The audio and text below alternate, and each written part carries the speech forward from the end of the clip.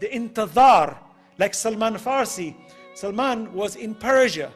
He had an intizar. He was in the monastery. He became a monk. He studied Christianity. Think about it. Salman, the Persian, the famous Persian, who was known by the Holy Prophet as Salman min Ahlul Bayt. Salman is like Ahlul Bayt. Salman, whose father was a pagan, was a fire worshipper. His father wanted to kill him. He runs away from his father. He is intizar.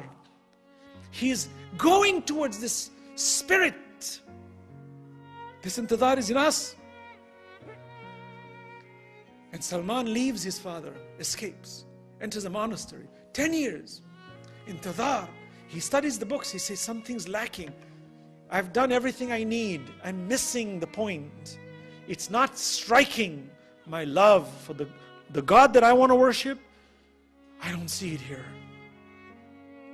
And I'm not saying that some of them were, of course, Ahl al-Kitab, the real ones, the one who believed in oneness of Allah.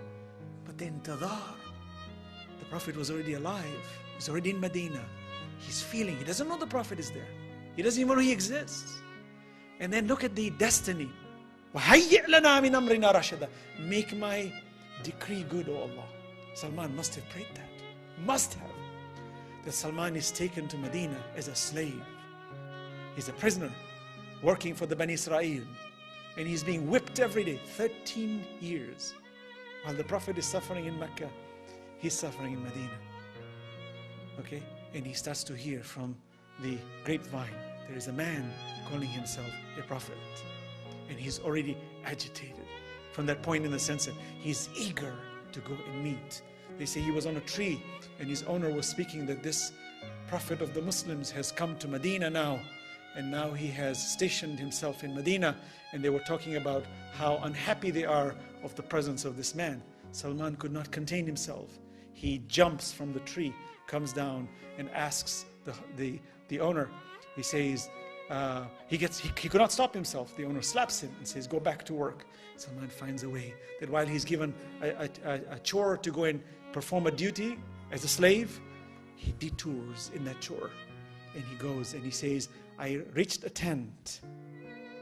He says, I saw light coming out of the tent. I entered the tent and I saw the face of the Holy Prophet.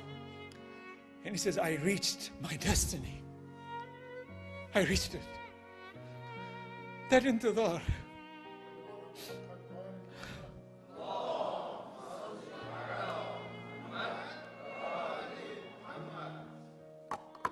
Is in us here today. For Imam Mahdi alayhi salatu wasalam is present. And I always used to wonder, how will the world know about Islam? How will Imam come? What is the situation?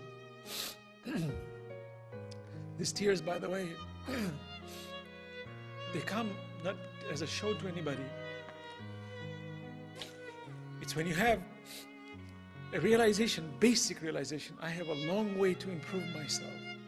Just a basic realization that this world is illusionary.